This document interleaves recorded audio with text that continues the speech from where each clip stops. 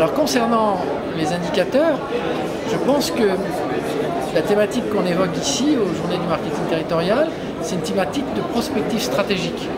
Or, on ne peut pas faire de prospective stratégique, on ne peut pas entretenir un élan si on ne nourrit pas un tableau de bord de pilotage. C'est un peu comme une voiture, je veux dire.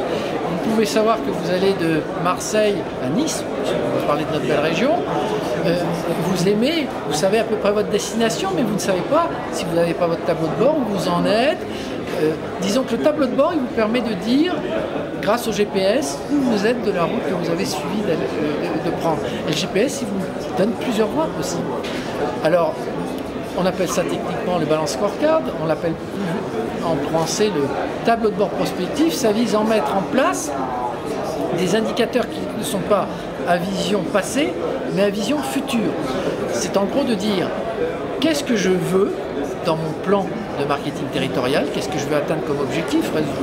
Parlons d'une échelle de temps un peu classique, entre 3 et 5 ans par exemple, pas 20 ans, 3 à 5 ans. Qu'est-ce que je veux atteindre? Et ça se monitore, ça se pilote sur 4 axes. 1. Les gens que je sers. Les gens que je sers en marketing territorial, c'est à la fois les individus, ce sont les entreprises du territoire, les entreprises que j'attire sur le territoire.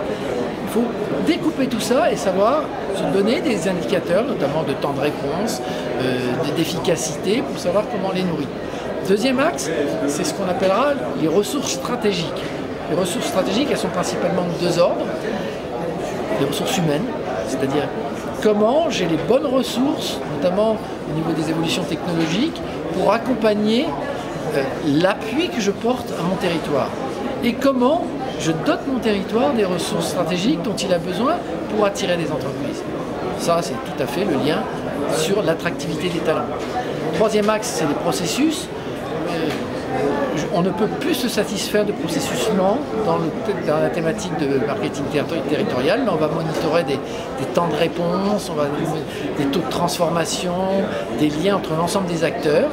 Et un point très important, c'est l'interconnexion des CRM. Si chacun fait sa cuisine dans son coin, on n'y arrivera pas.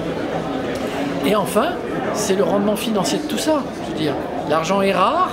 On a un président de région que je pratique fort bien puisqu'il est président de Team Côte d'Azur, il est aussi le président de la métropole Nice Côte d'Azur, Christian Estrosi, qui est très soucieux du rendement de l'euro engagé.